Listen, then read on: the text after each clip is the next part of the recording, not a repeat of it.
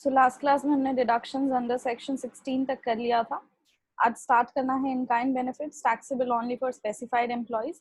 अब ये जो स्पेसिफाइड एम्प्लॉइज होते हैं इनके डेफिनेशन में हमने पढ़ लिया था कि ऑलमोस्ट सारे ही एम्प्लॉइज आ जाते हैं, क्योंकि डेफिनेशन ही इसका कुछ ऐसा है जिसमें कि कोई डायरेक्टर हो, किसी के पास 20% से ज्यादा वोटिंग पावर हो, या फिर जिसकी ग्रॉस इनकम जो है वो 20% या सैलरी जो है वो 20% से ज्यादा हो, 50,000 से ज्यादा हो।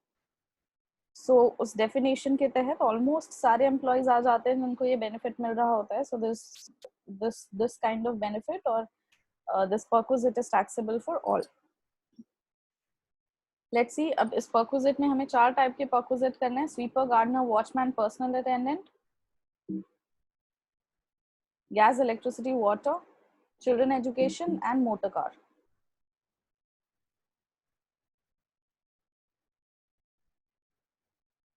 We'll start with sweeper, gardener, watchman और पर्सनल अटेंडेंट। अगर किसी भी एम्प्लॉय को एम्प्लॉयर की तरफ से ये सारे लोग मिल रहे हैं तो एम्प्लॉयर को जो भी एक्चुअल सैलरी या actual wages sweeper, gardener, watchman, personal attendant को देना पड़ता है ताकि वो एम्प्लॉय की सेवा कर सके, एम्प्लॉय के घर का ध्यान रख सके, that would be the actual cost taxable in the hands of the employee। माना जाएगा कि आपने इतने अमाउंट का बेनिफिट लिया है जितना उनका वेजेस और सैलरी एम्प्लॉयर के हाथों से जा रहा है। किनको मिलता है स्वीपर, गार्डनर, वॉचमैन और पर्सनल अटेंडेंट को? बहुत सारे लोगों को मिलता है, जितने भी एमपीज, एमएलएज होते हैं।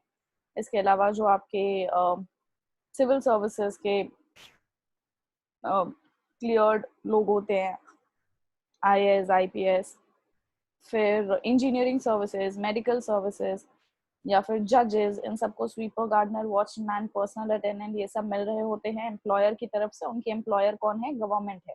जैसे प्राइवेट कंपनीज में भी जो अच्छी अच्छी पोजीशंस पर होते हैं, उनके जो कंपनीज होते हैं वो उनको ये सारे फैसिलिटीज देते हैं, personal attendant, watchman, gardener etcetera. So जो भी इन इन लोगों की सैलरी होगी या वेजेस होंगे उन sweeper, gardener, watchman, personal attendant की, that would be the amount taxable in the hands of employee। Gas, electricity और वाटर। अगर आपका एम्प्लॉयर आपको बिजली, गैस या पानी मुफ्त में दे रहा है तो उसका भी अमाउंट आपके हाथों में टैक्सेबल होगा। अगर एम्प्लॉयर नहीं दे रहा होता तो यही सारी चीजों के लिए आप पैसे दे रहे होते तो आपका खर्चा बच रहा है। जो खर्चा बच रहा है वही बेनिफिट जो है आपका टैक्सेबल होगा यहाँ पर। अब कितना अमाउंट टैक्सेबल होगा? इफ गैस, इलेक्ट्रिसिटी और वाटर जो है वो फ्रॉम ओन सोर्सेज डिराइव्ड है, मतलब आप एक ऐसे कंपनी के एम्प्लॉई हैं जो मैन्युफैक्चर ही करती है गैस, इलेक्ट्रिसिटी या वाटर। जैसे कि कोल इंडिया इलेक्ट्रिसिटी मैन्युफैक्चर करती है तो वो अपने एम्प्लॉयज को फ्री में देती है, तो उनके हाथों में कितना टैक्सेबल होगा, उनको कितना टैक्स पे करना पड़ेगा, उनके लिए टैक्सेबल बेनिफिट क्या होगा? मैन्युफैक्चरिंग कॉस्ट पर यूनिट, जो भी मैन्युफैक्चर करने का कॉस्ट आ रहा हो पर यूनिट ऑफ इलेक्ट्रिसिटी का। और किसी और केसेस में, मतलब आपकी जो एम्प्लॉयर है वो गैस, इलेक्ट्रिसिटी, वाटर बना नहीं रही, मैन्युफैक्चर नहीं कर रही, बट वो आपको ये फैसिलिटी प्रोवाइड कर रही है, मतलब वो कहीं से खरीद कर उसके पैसे पे करके आपको ये फैसिलिटी प्रोवाइड कर रही है। तो ऐसे केस में जो भी अमाउंट एम्प्लॉयर ने उस आउटसाइड एजेंसी को पे किया है, that would be the amount taxable in the hands of the employee or the assessee। Children education.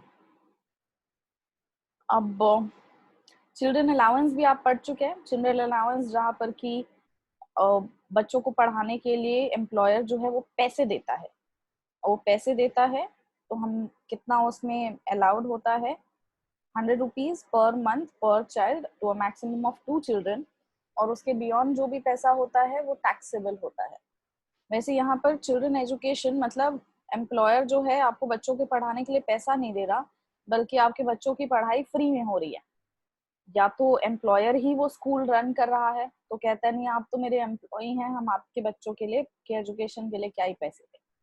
या फिर एम्प्लॉयर जो है वो आपके बच्चों के स्कूल का फीस पे कर रहा है, आपको नहीं देना पड़ रहा, तो भी वो एक बेनिफिट है। तो उसमें क्या टैक्सेबल होगा? देखो यहाँ पर ना 3 टाइप के केसेस होते हैं। केस 1 जहाँ education facilities owned by the employer, जैसे जैसे मान लीजिए डीएवी। अब डीएवी के जो टीचर्स हैं वो अपने बच्चों को अगर डीएवी में पढ़ा रहे हैं तो उनका जो एम्प्लॉयर है यानी डीएवी बोर्ड, उसी का ही स्कूल है।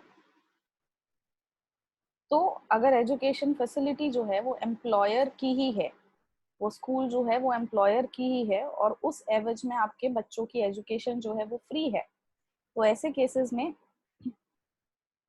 अच्छा इससे पहले भी हमने जितने भी परक्विजिट किए हैं, क्योंकि परक्विजिट जो है वो बेनिफिट है, तो याद होगा आपको जब मैं आरएफए करा रही थी और आपको परक्विजिट का जब इंट्रोडक्शन दिया था तभी बताया था कि क्योंकि अलाउंसेस में पैसा मिल रहा है या रिटायरमेंट बेनिफिट्स में पैसा मिल रहा है तो पता होता है कि रिसीव्ड कितना है, तो हम उसमें से एग्जेम्प्ट करके टैक्सेबल निकाल लेते हैं।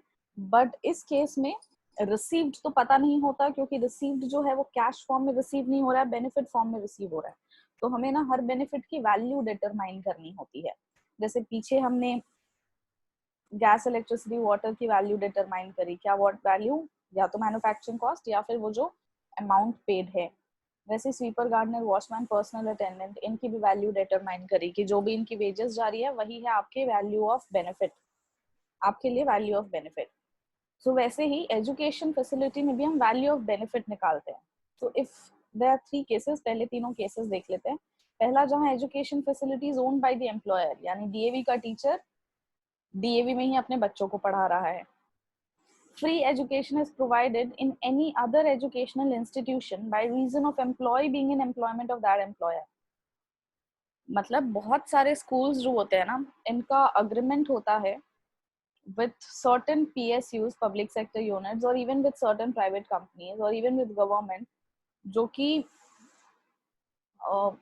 उनके, क्योंकि उस कंपनी के साथ अग्रीमेंट है, इसलिए उस कंपनी के जो एम्प्लॉयज हैं उनके बच्चों को या तो डिस्काउंट में पैसे एजुकेशन मिलती है या फिर फ्री में एजुकेशन मिलती है।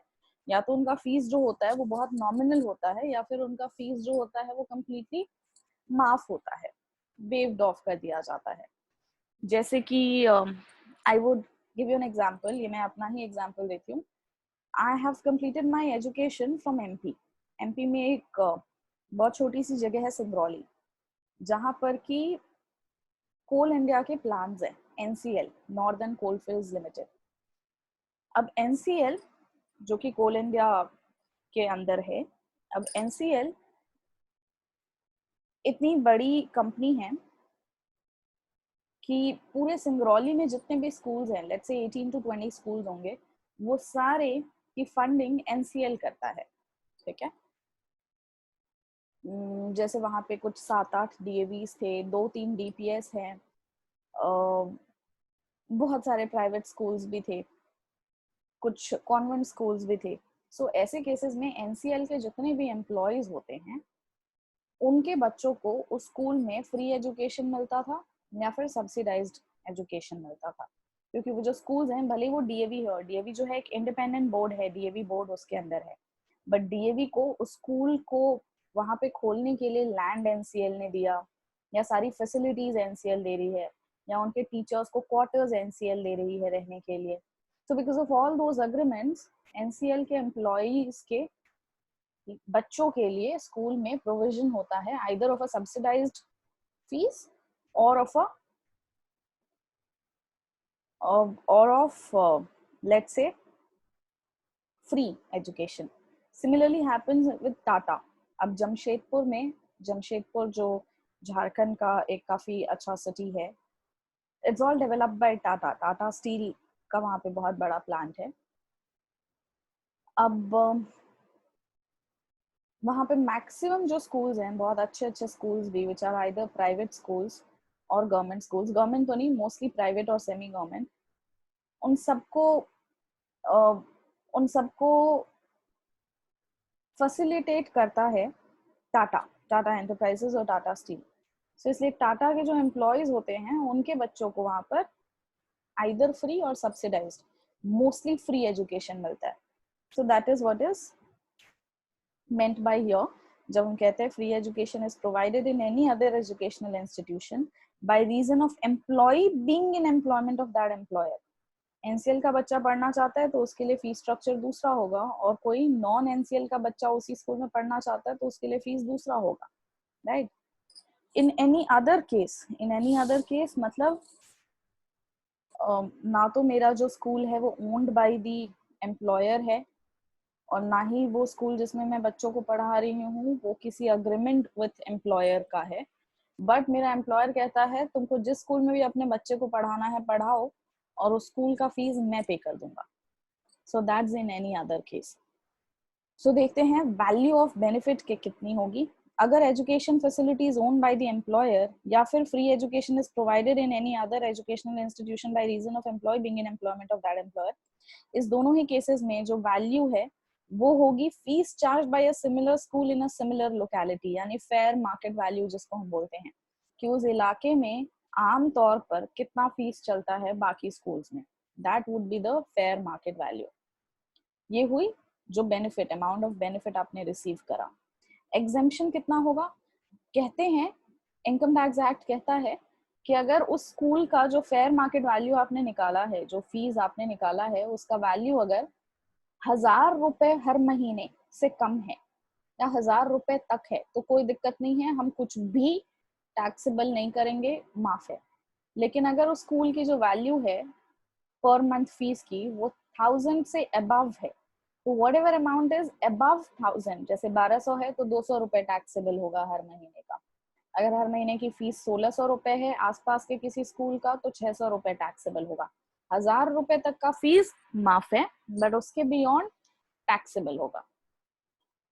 So exemption limit देखिए, however nothing shall be taxable in both the cases if value per child does not exceed rupees 1000 per month. Taxable value कितनी है? If the value is in excess of rupees 1000 per month, then the amount in excess of rupees 1000 only shall be taxable. 1000 रुपए तक का तो allowed है, beyond that should be taxable. अच्छा, इस case में देखो limit of the number of children नहीं बताया हुआ है, तो इसका मतलब नो लिमिट. एम्प्लॉयर आपके 4 बच्चे, 6 बच्चे, 1 बच्चे, 8 बच्चे, जितने भी बच्चों का फंड कर रहा हो एजुकेशन, आपको अलाउड है. 1000 रुपए तक का फीस हो तो पूरा माफ है, उसके बियॉन्ड है तो whatever is in excess of rupees 1000 per month per child shall be taxable. In any other case, कोई और केस जहां पर कि लेट्स से मैं रिलायंस का एक बहुत अच्छे पोजीशन पर एम्प्लॉय हूँ, और रिलायंस मेरे को बोलती है आपने अपने बच्चे को जहाँ भी पढ़ाना है पढ़ाओ, फीस मैं दे देता हूँ. मैंने चूज किया कि मैं उनको वेलम्स में पढ़ाऊंगी, वेलम्स देहरादून में. अब वेलम्स की जो फीस है, एनुअल फीस हो, मंथली फीस हो, अगर रिलायंस पे कर रही है तो उस केस में क्या होगा एग्जेम्पशन और टैक्सेबल लिमिट. पहले तो ये देखते हैं वैल्यू कितनी होगी. वैल्यू होगी वो वैल्यू जो एम्प्लॉयर अपनी जेब से उस स्कूल को दे रहा है, क्योंकि इस केस में, पिछले दोनों केसेस में तो एम्प्लॉयर कुछ भी नहीं दे रहा अपनी जेब से, इसलिए उसकी वैल्यू हमने आसपास के स्कूल से निकाल ली. इस केस में तो एम्प्लॉयर कुछ दे रहा है स्कूल को अपनी जेब से, तो whatever amount is actually given by the employer to the school on for the education of the child is the actual expenditure. Exemption कितना होगा इस केस में? ऐसे केसेस में कोई एग्जेम्पशन नहीं होता है. Full value should be taxable. Full value should be taxable. Whatever is the actual expenditure incurred by the employer shall be taxable. Okay. इसके कुछ examples देखते हैं.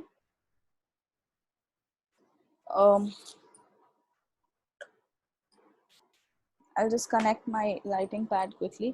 हालांकि इसमें writing pad की ज़्यादा ज़रूरत नहीं पड़नी चाहिए, हम verbally या orally भी कर सकते हैं questions को.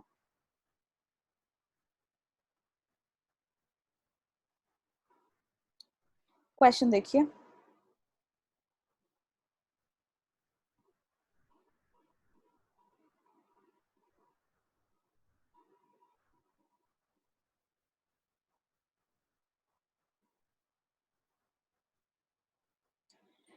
Find out the value of taxable perquisite in the hands of Mr. X for the assessment year 2019-20 in the following cases. क्या केस है? पहला case, education of X's daughter is provided in a school run by employer. Employer का school है, यानी हमारे इसके according case 1 है, employer का स्कूल है।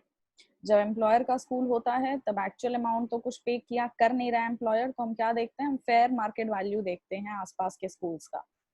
Cost of education in a similar school यानी कि फेयर मार्केट वैल्यू कितनी है, 13,000 पर एनम। कितना वैल्यू अलाउड होता है ऐसे केसेस में हमें, कितना वैल्यू अलाउड होता है ऐसे केसेस में हमें, हमें अलाउड होता है 1,000 rupees per month, 1,000 rupees per month.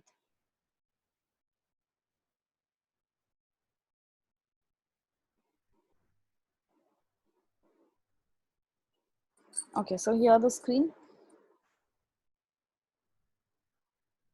Case 1 में फेयर मार्केट वैल्यू कितना है, 13,000 रुपीज पर एनम, और अलाउड कितना है या एग्जेम्प्टेड कितना है, अलाउड या एग्जेम्प्टेड होता है 1,000 रुपीज पर मंथ यानी कि 12,000 रुपए पर एनम, 12,000 रुपए पर एनम। सो टैक्सेबल कितना होगा, taxable in this case would be 1,000 rupees. Taxable value of child education or taxable value of children education perquisite would be 1,000 rupees only. Next case देखते हैं। Next case में कहा गया है X's son is a student of DPS Noida, DPS Noida में पढ़ रहा है वो, और ₹15,000 is the tuition fees of his son which is paid by X's employer. There is an agreement between X's employer and DPS Noida. अब ये जो केस है, दिस केस 2 हमारे टेबल के अकॉर्डिंग, जिसमें कि अग्रीमेंट था, जो कि मैंने आपको एग्जांपल दिया था एनसीएल का और कोल इंडिया का, एनसीएल का और वहां के आसपास के सारे स्कूल्स का। सो ऐसे केस में भी जो हमारा ट्रीटमेंट होता है वो similar to the first case होता है, जहां if the fair market value और actual expenditure is 15,000 rupees per annum, हमारे को अलाउड कितना होता है या एग्जेम्प्टेड कितना होता है, 1,000 रुपीज पर मंथ यानी कि 12,000 rupees per annum. 3,000 rupees would be the taxable children education perquisite.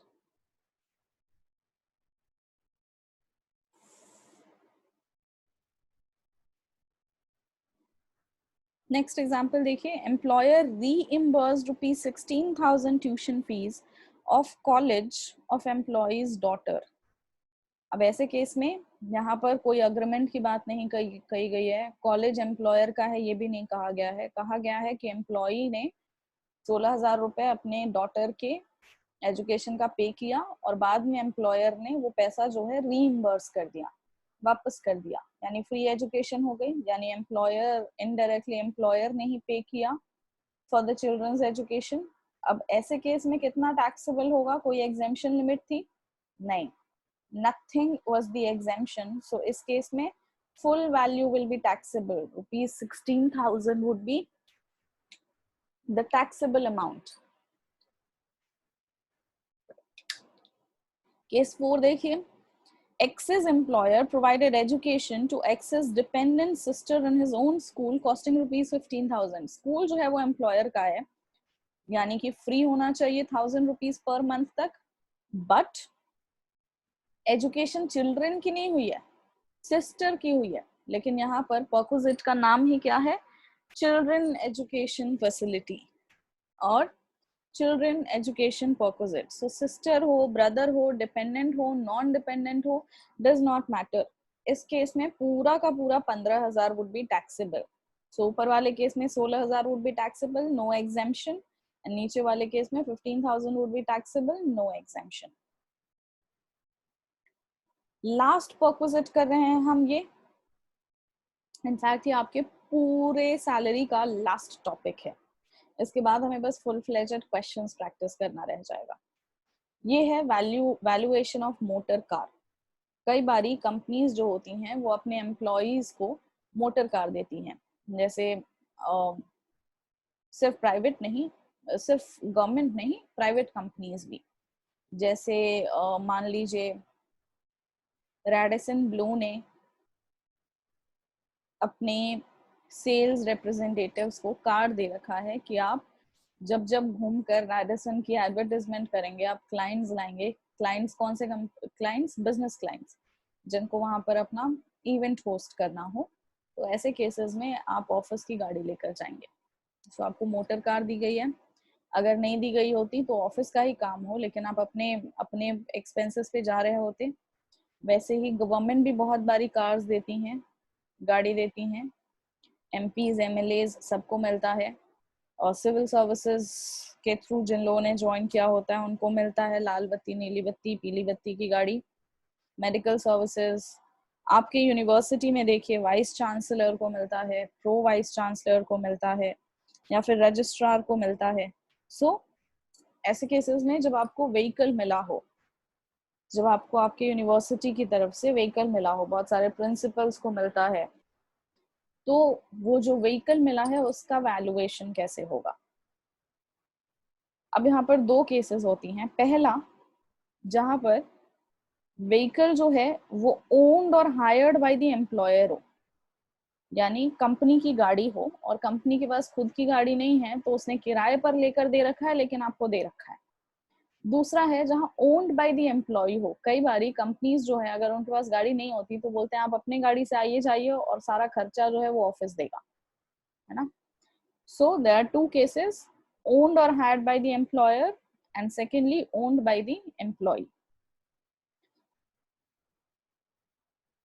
अब इन दोनों केसेस को हम डिटेल में स्टडी करेंगे। पहले हम देख रहे हैं owned और hired by the employer, जहां पर गाड़ी जो है वो एम्प्लॉयर की है, चाहे उसके खुद की है या उसने किराए पर लेकर दे रखा है एम्प्लॉय को, बट उसने दे रखा है।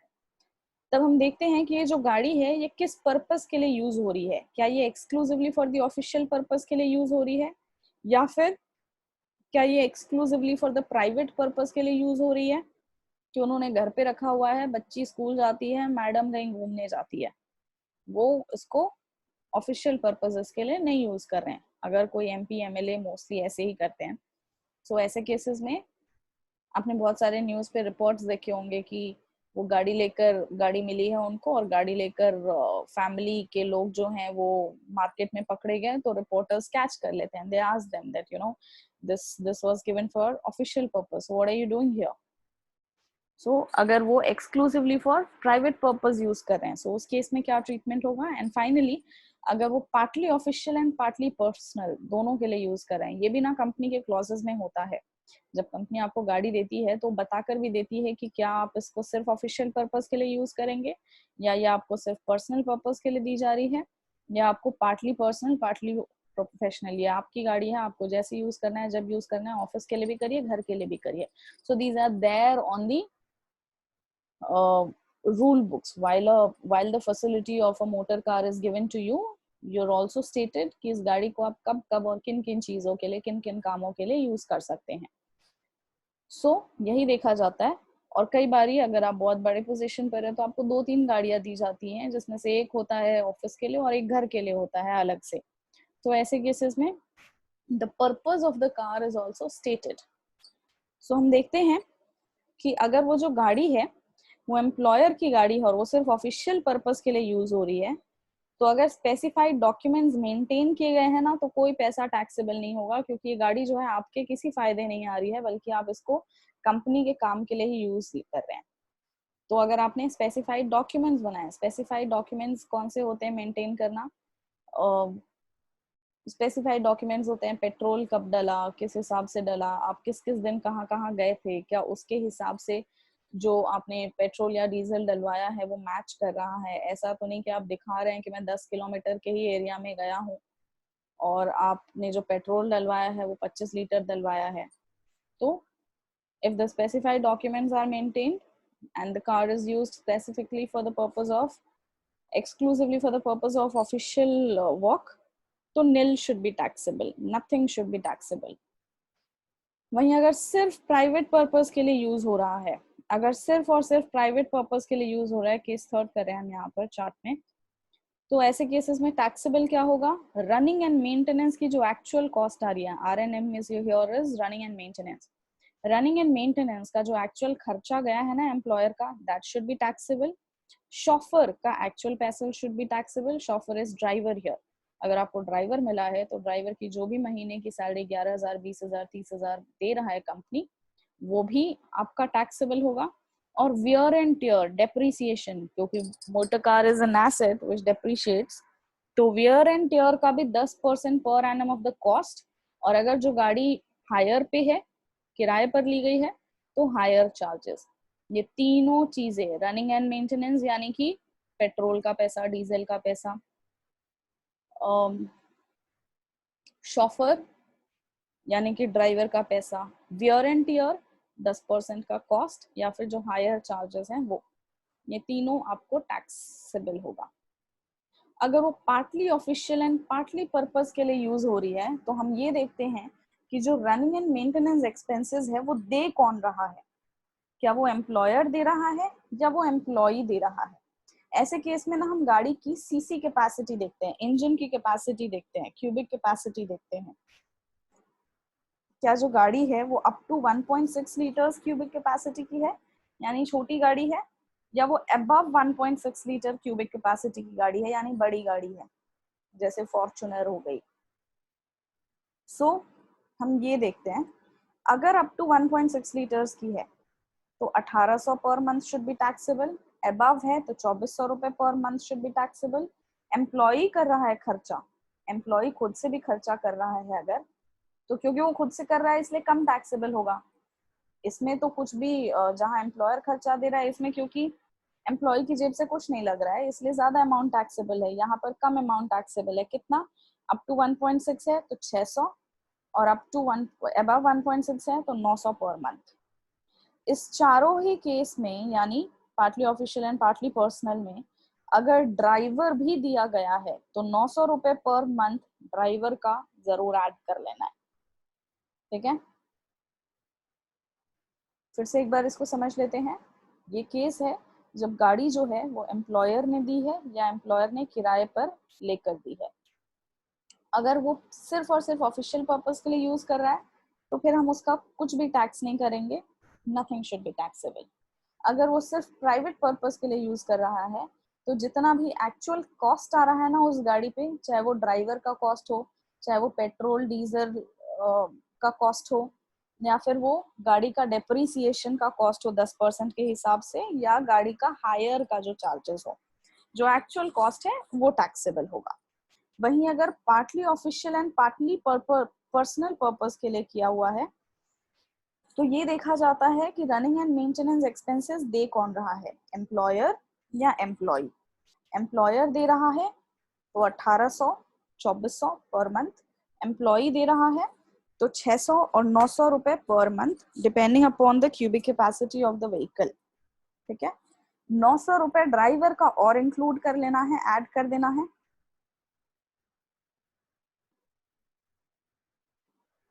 नेक्स्ट देखते हैं दूसरा केस, जहां पर गाड़ी जो है वो एम्प्लॉई की है. मतलब उसको मिलना तो है मोटर कार, मोटर कार की फैसिलिटी उसको एम्प्लॉयर को देनी तो है, बट मोटर कार है नहीं, इसलिए एम्प्लॉयर ने कह दिया कि आप अपनी गाड़ी से ही काम चलाइए, खर्चा जो है ऑफिस आपको दे देगा.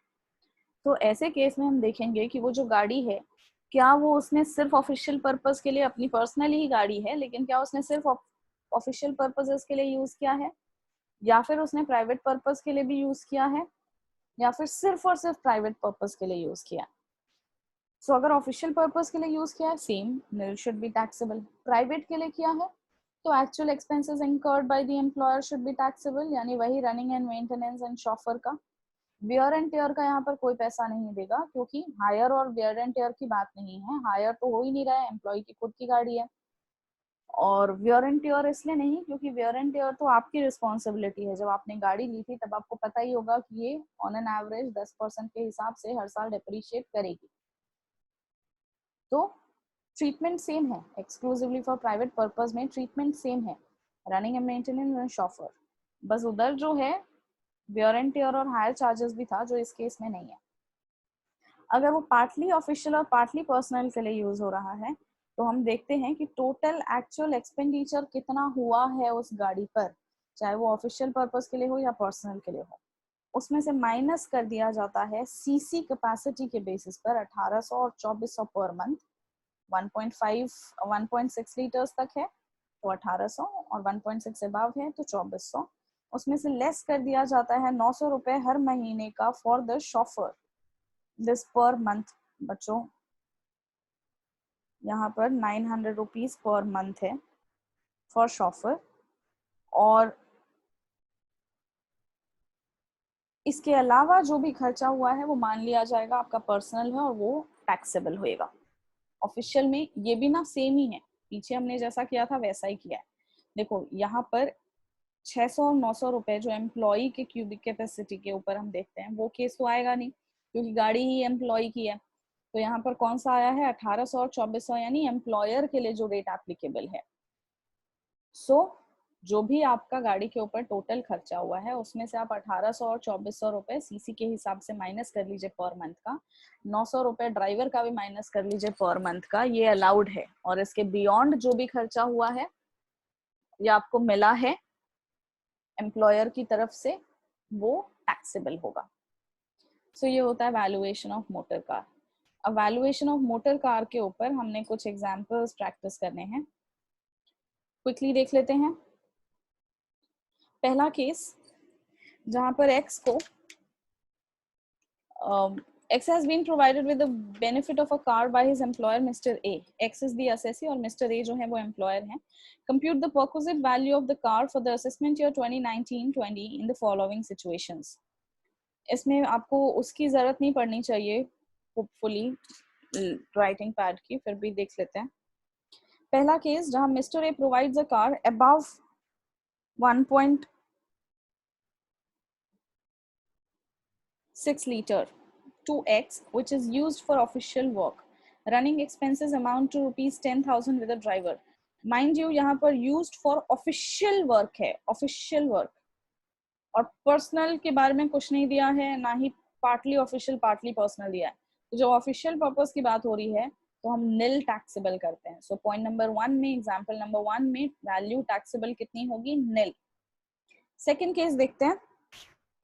Mr. A provides a car of 1.5 liter engine cubic capacity costing rupees 5 lakh exclusively for the personal benefit of X. Exclusively जब होता है तब हम क्या करते थे? Actual benefit देखते थे। Expenses incurred on the car are rupees 12,000.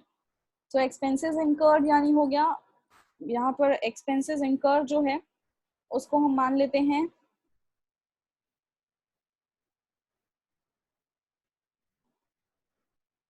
जो एक्सपेंसेस इंकर्ड है उसको हम मान लेते हैं रनिंग एंड मेंटेनेंस एक्सपेंसेस की बात हो रही है। सो रनिंग एंड मेंटेनेंस एक्सपेंसेस है 12,000 रुपए पर मंथ। और इसके अलावा क्वेश्चन में कहा गया है कार की जो कॉस्ट है वो 5 लाख रुपए है। कार की जो कॉस्ट है वो 5 लाख रुपए है। सो हमने 10% का डेप्रिसिएशन, वेयर एंड टियर की कॉस्ट की भी बात की थी, wear and tear cost. So 10% of 5 lakhs, 10% of 5 lakhs 50,000 rupees और ऐड कर लो। सो माना जाएगा कि आपको 62,000 रुपीज का बेनिफिट दिया गया है। सो ये जो 62,000 रुपीज हैं ये taxable value of motor car है। ये है taxable value of motor car.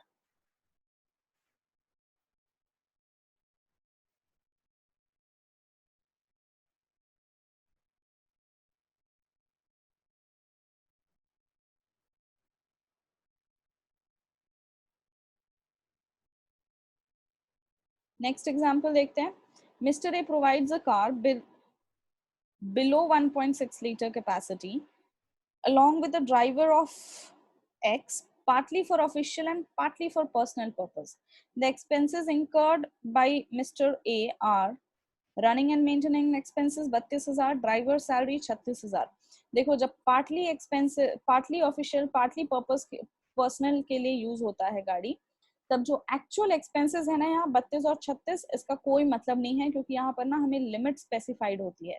सो हम बस लिमिट स्पेसिफाइड के अकॉर्डिंग कैलकुलेट करेंगे। और